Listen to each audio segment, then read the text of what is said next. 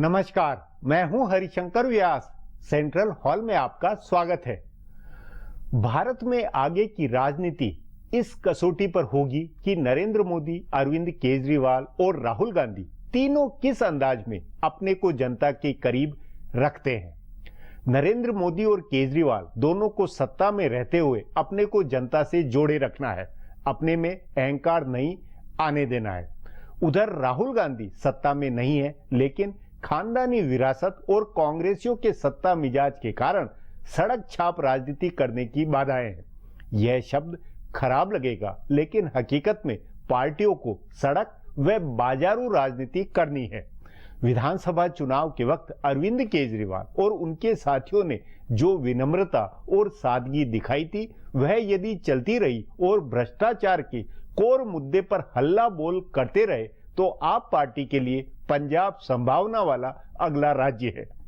वे बिहार में नीतीश कुमार के साथ जुगलबंदी बना सकते हैं, मतलब सत्ता में रहते हुए उन्हें आम आदमी की सादगी बनाए रखनी है। यह भाजपा के लिए बहुत मुश्किल है। नरेंद्र मोदी और भाजपा के मुख्यमंत्रियों की जो स्टाइल है और भ्रष्टाचार के मुद्दे की ये जैसे अनदेखी करते हैं, उससे इन्हें अपने को बदलने में दिक्कत होगी। अब हर रोज पूरा देश अरविंद केजरीवाल के व्यवहार, उनकी सड़क छाप बाजारू सत्ता के नए नए रूप देखेगा। उससे लोग भाजपा व कांग्रेस के मुख्यमंत्रियों की तुलना करेंगे। यूं भाजपा में कई लोगों का मानना है कि केजरीवाल फेल होंगे, 1 साल में उनका भंडाफोड़ होगा। लेकिन यह तब संभव है जब केजरीवाल अहंकारी बने और भाजपाई विनम्र, मतलब भाजपा अपने को ज्यादा सुधारे और बदले व केजरीवाल बिगड़े। नरेंद्र मोदी और भाजपा मुख्यमंत्रियों को क्रांतिकारी तरीके से अपने को बदलते हुए सिस्टम से लड़ने वाले जनप्रिय नेता बनाना होगा। क्या यह संभव है? आज इस पर चर्चा है, मगर उससे पहले गपशप और खास सुर्खियां हैं। शुरुआत सियासी गपशप से करते हैं।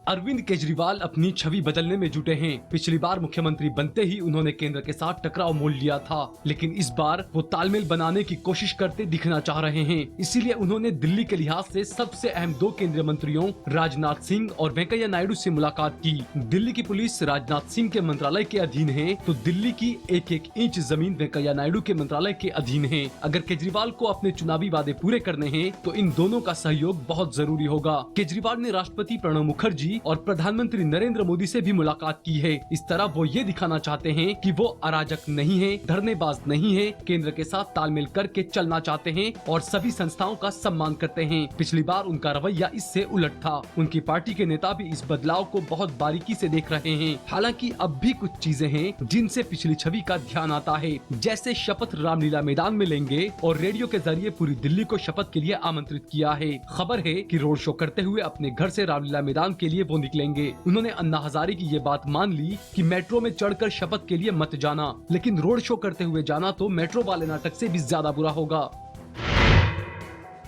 भाजपा सचमुच लोकतांत्रिक पार्टी है। दिल्ली के चुनाव नतीजों के बाद ये साबित होने लगा है।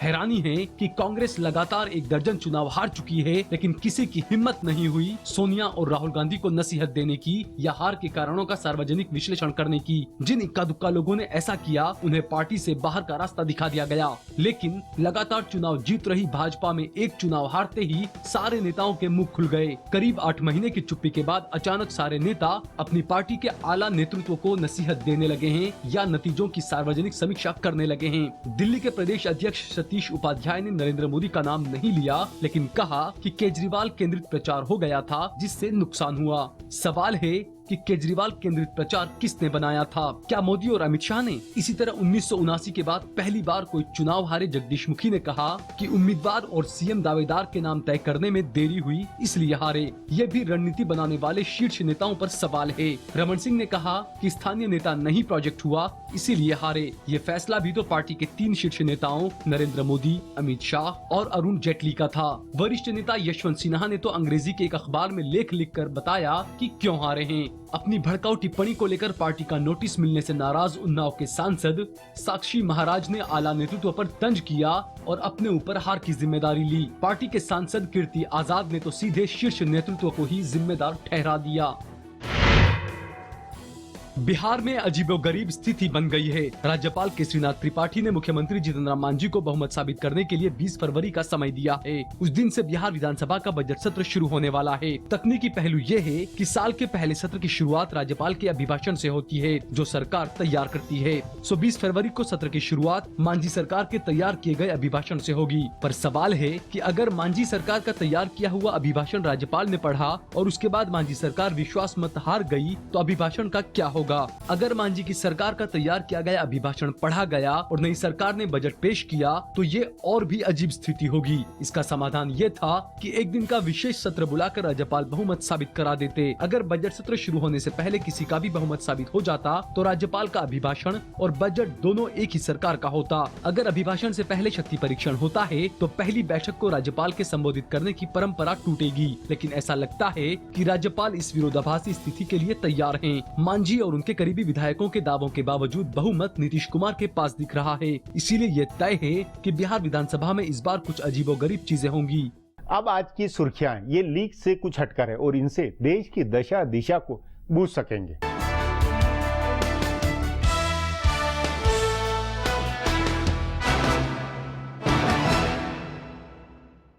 बिहार के पूर्व मुख्यमंत्री और जनता दल यू के नेता नीतीश कुमार ने आज सीधे प्रधानमंत्री नरेंद्र मोदी और बिहार के राज्यपाल केसरीनाथ त्रिपाठी पर निशाना साधा है। उन्होंने कहा है कि बिहार में लोकतंत्र का गला घोंटने की कोशिश की जा रही है। नीतीश कुमार ने कहा है कि राज्यपाल ने बहुमत साबित करने के लिए विशेष सत्र बुलाने की बजाय जीतन राम मांझी को 20 फरवरी को बहुमत साबित करने का मौका देकर साबित कर दिया है कि राज्यपाल दिल्ली में लिखी गई पटकथा पर काम कर रहे हैं। उन्होंने कहा कि पहले राज्यपाल ने फैसला करने में देरी की, उसके बाद 20 फरवरी का समय दिया। इससे जाहिर है कि वो दिल्ली के इशारे पर काम कर रहे हैं और हॉर्स ट्रेडिंग को मंजूरी दे रहे हैं। नीतीश ने दावा किया कि बिहार में भाजपा की दिल्ली से भी बुरी हालत होगी। ध्यान रहे, नीतीश कुमार ने अपने समर्थक 130 विधायकों के साथ कल रात राष्ट्रपति प्रणब मुखर्जी से मुलाकात की थी। आज करीब 100 विधायकों के साथ वो वापस पटना लौट गए हैं।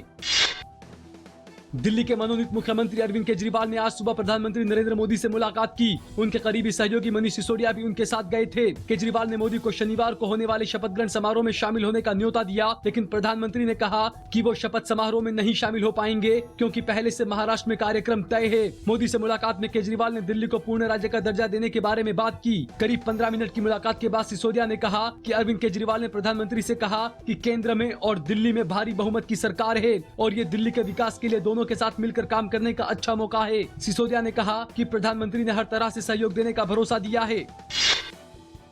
अरविंद केजरीवाल शनिवार को दिल्ली के नए मुख्यमंत्री के रूप में शपथ लेंगे। उससे पहले बताया जा रहा है कि उनके करीबी सहयोगी मनीष सिसोदिया उप मुख्यमंत्री बनेंगे। केजरीवाल की 49 दिन की सरकार में सिसोदिया शिक्षा, लोक निर्माण और शहरी विकास के मंत्री थे। इस बार वो पहले से ज्यादा अंतर से चुनाव जीते हैं। जानकार सूत्रों का कहना है कि इस बार केजरीवाल की सरकार में 4 नए मंत्री बनेंगे। पिछली बार चुनाव हार गए गोपाल राय इस बार मंत्री बनेंगे। उनके अलावा जितेंद्र तोमर, संदीप कुमार और असीम अहमद खान मंत्री बनेंगे। सत्येंद्र जैन को भी मंत्री बनाए जाने की खबर है। पिछली सरकार में मंत्री रहे सोमनाथ भारती, राखी बिड़लान, गिरीश सोनी और सौरभ भारद्वाज को इस बार मंत्री नहीं बनाया जाएगा।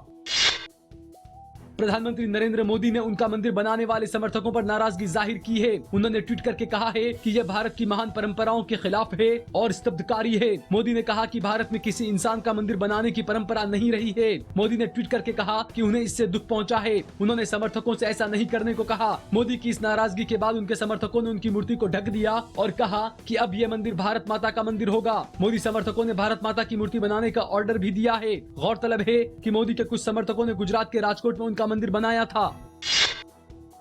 गुजरात की सामाजिक कार्यकर्ता तीस्ता सेतलवाड़ को सुप्रीम कोर्ट से आखिरी क्षण में बड़ी राहत मिली है। सर्वोच्च अदालत ने तीस्ता और उनके पति की गिरफ्तारी पर रोक लगा दी है। इससे पहले आज दिन में गुजरात पुलिस की एक टीम तीस्ता को गिरफ्तार करने के लिए उनके घर पर गई थी, लेकिन वो वहां नहीं मिली थी। तीस्ता की अग्रिम जमानत की याचिका हाईकोर्ट से खारिज होने के बाद पुलिस उनको गिरफ्तार करने गई थी। 2002 के गुजरात दंगा पीड़ितों की लड़ाई लड़ रही तीस्ता पर आरोप है कि उन्होंने दंगा प्रभावित गुलमर्ग सोसाइटी से जमा किए गए 1.5 करोड़ रुपए का गबन किया है। हाईकोर्ट ने यह कहते हुए उनकी याचिका खारिज कर दी थी कि वो जांच में सहयोग नहीं कर रही है। उसके बाद सुप्रीम कोर्ट में कपिल सिब्बल ने उनकी याचिका पर बहस की और चीफ जस्टिस एच.एल. दत्तू ने गिरफ्तारी पर रोक लगाते हुए अग्रिम जमानत याचिका पर सुनवाई के लिए कल की तारीख तय की है।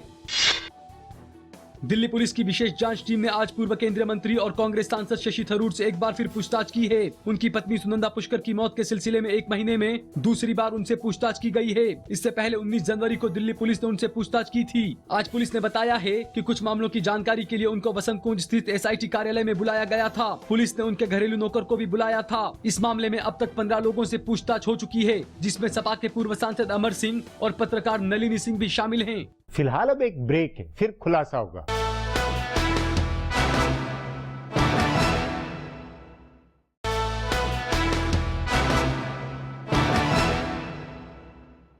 नरेंद्र मोदी के साथ अरविंद केजरीवाल भी अब जनता की उम्मीदों के नायक हो गए हैं। जनता दोनों को देखते, सुनते और इनके व्यवहार व काम को बूझते हुए अपनी राय बनाएगी व बिगाड़ेगी। भारत की राजनीति और मीडिया दोनों दिलचस्प मुकाम पर पहुंच गए हैं। इसकी गंभीरता को नेता बिरादरी शायद बूझ नहीं पाए। इस पर आगे चर्चा करें, उससे पहले देखें मेरा ये खुलासा।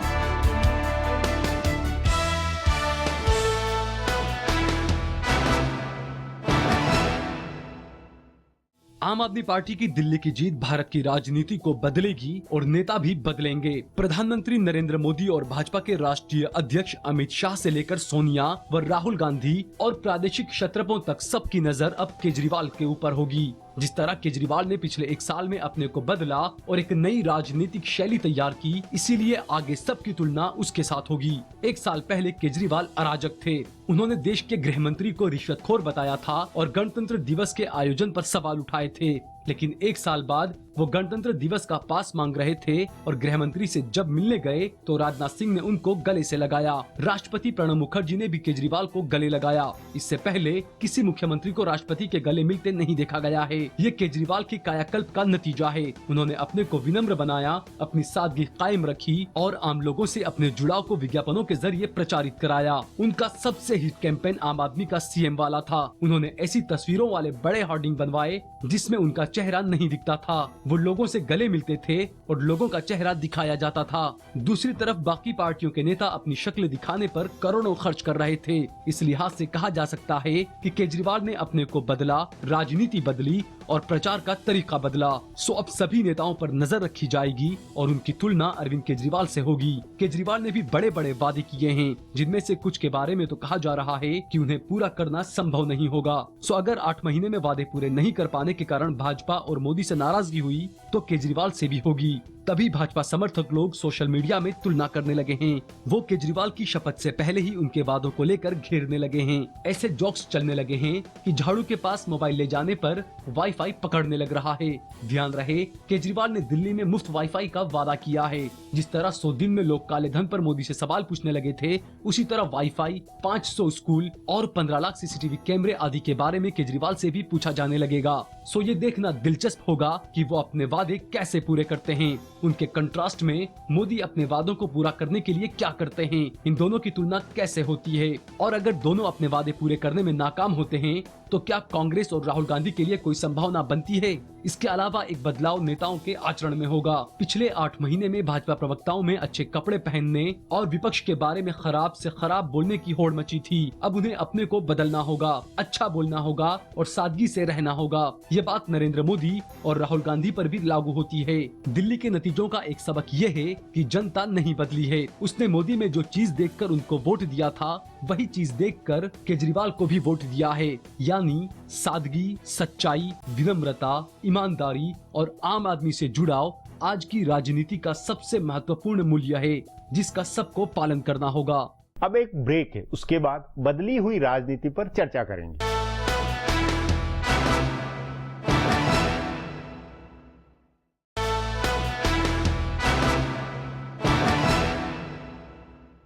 नरेंद्र मोदी, अरविंद केजरीवाल, राहुल गांधी, नीतीश कुमार और अखिलेश यादव से लेकर ममता बनर्जी व चंद्रबाबू नायडू सबके लिए राजनीति अब अग्नि परीक्षा से भी ज्यादा भयावह है। जनता के मूड और उसके सियासी रुझान में इन नेताओं को अपने को बहुत बदलना होगा। दिल्ली का जनादेश पार्टियों व नेताओं को बदलने का आदेश है। इस पर चर्चा के लिए आज मेरे साथ वरिष्ठ पत्रकार अशोक टंडन है।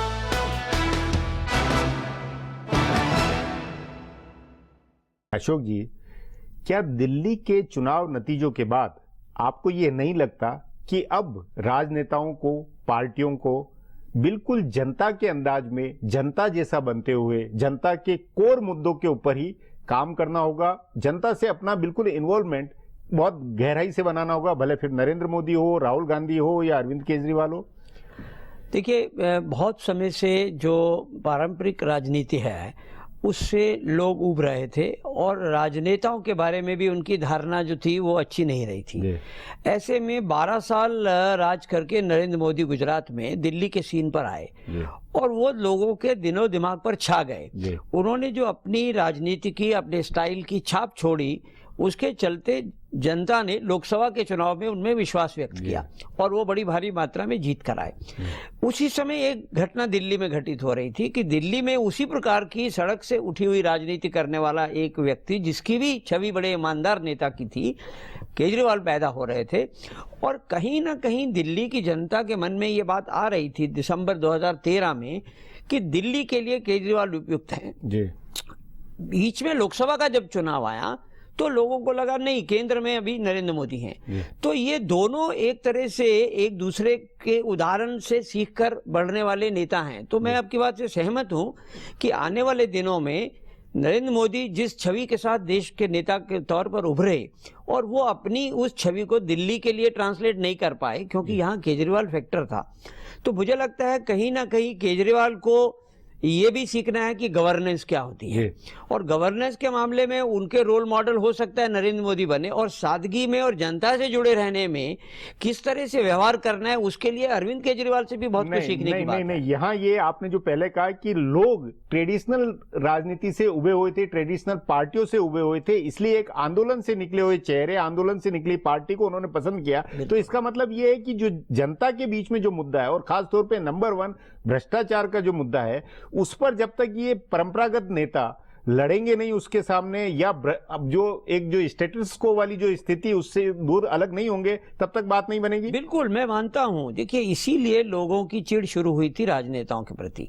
लेकिन जब जन आंदोलन हुआ तो वो उस समय की कांग्रेस की सत्ता के विरोध में था, जिसका बहुत हद तक लाभ केजरीवाल 2013 के चुनाव में उठाना चाहते थे, लेकिन लेकिन पूरा नहीं उठा पाए। इस बीच में नरेंद्र मोदी ने आकर वो लोकसभा वाला उठा ले लिया उसको। अब प्रश्न ये है कि चाहे कांग्रेस के राहुल हो, नरेंद्र मोदी हो या केजरीवाल हो, इनको जनता से जुड़े रहना है और जनता में भी जो नीचे का तबका है उसके साथ जब तक जुड़ाव नहीं होनेगा। उसके प्रतीकात्मक ये है कि भाई जो मफलर वाली राजनीति है, क्या जो एक बन गया कि मफलर और झाड़ू जो बिल्कुल एक कॉमनर है, उस तरीके एक प्रतीक लेने पड़ेंगे। नहीं, मेरा कहना है कि जो मफलर की राजनीति करके सड़क से उठकर सत्ता में आया है उसे सुशासन देना पड़ेगा। नहीं, पर उसे डिलीवर भी करना पर उसे सुशासन में क्या नरेंद्र मोदी की तरह का एक वो सोफिस्टिकेशन, वो एक अंदाज लाना होगा? नहीं, वो तो देखिए किसी दो व्यक्तियों का सुशासन का अंदाज एक नहीं हो सकता। मेरा कहना है कि केजरीवाल पर अब जो जिम्मेवारी आई है उसके लिए उसे परफॉर्म करना पड़ेगा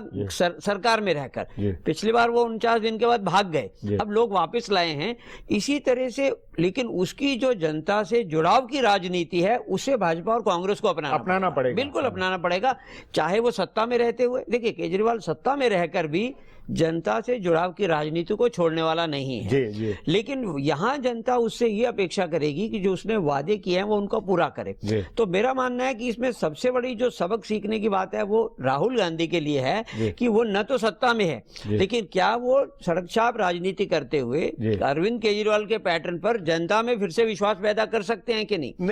दूसरी तरफ नरेंद्र मोदी को ये देखना होगा कि उनकी सरकार, उनके मंत्री और वो स्वयं जनता का जो निचला तबका है उससे कहीं कट तो नहीं रहे हैं। नहीं, लेकिन इसमें मेरा ये मानना है कि क्या भाजपा में, क्योंकि मुख्यमंत्री ज्यादा है, प्रदेशों में सरकार भाजपा की हो गई है और भाजपा के मुख्यमंत्री अपने पुराने अंदाज में ज्यादा राज करते हैं, तो एक अरविंद केजरीवाल बतौर मुख्यमंत्री जो जनता से जुड़ा हुआ एक एहसास कराएंगे, उसमें भाजपा के लिए ज्यादा चैलेंजिंग होगा उस माफिक अपने को बनाना और मैसेज देना पब्लिक में। देखिए, मेरा मानना है कि एक शब्द जो हमने कॉइन किया, कांग्रेस कल्चर, वो कांग्रेस कल्चर के चलते कांग्रेस निपट गई।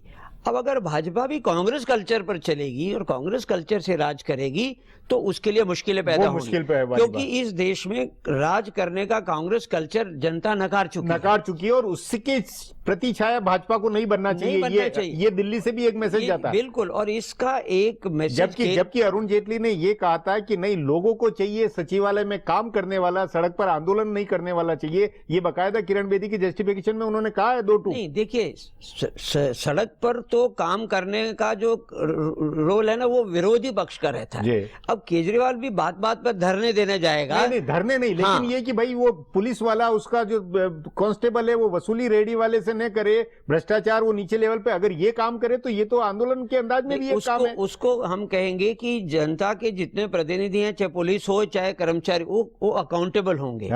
उनको अकाउंटेबल बनाने के लिए जनता के प्रति केजरीवाल अगर प्रहरी की तरह खड़े रहेंगे तब तो वो जुड़े रहेंगे, लेकिन वो भी अगर कट के बिल्कुल सचिवालय में जाकर बैठ जाएंगे तो वो भी जनता से कटेंगे। लेकिन कुल मिलाकर उनकी सबसे बड़ी जिम्मेवारी ये है कि जो उन्होंने वायदे किए हैं उनको करने के लिए उन्हें अब कुछ ना कुछ प्रशासनिक काम करने पड़ेंगे, केवल धरना प्रदर्शन नहीं, से। लेकिन ये नहीं मानते आप कि वो अपने आप जो स्टाइल है अरविंद केजरीवाल की, वही एक अपने आप में रोल मॉडल बन जाए? ये नहीं आप मानते? मुझे नहीं लगता। अभी नहीं मानते आप? उसका कारण ये है कि जनता रिजल्ट ओरिएंटेड परफॉर्मेंस देखना चाहती है, और उसमें आप कहें कि साहब मुझे केंद्र सपोर्ट नहीं कर रहा है इसलिए मैं धरने पर बैठ रहा हूं, मेरे कहने पर बिजली का दाम कम नहीं हो रहा, मैं धरने पर बैठता लोगे, फिर आप किस लिए आए हैं? तो मुझे लगता है कि कहीं ना कहीं आज ये पिछले कुछ दिनों से उनके भाषणों में भी ये बात झलक रही है कि वो अब स्टेट्समैन की तरह एक्ट करेंगे, और लेकिन जनता से जुड़े हुए रहने का जो एक राजनीति है उसको भी नहीं छोड़ेंगे। जी अशोक जी, बातचीत को यहीं समाप्त करेंगे। प्रोग्राम में आने के लिए बहुत बहुत धन्यवाद। हमारा प्रोग्राम अब यहीं खत्म होता है, मुझे इजाजत दीजिए। कल फिर मिलेंगे इसी चैनल पर इसी समय।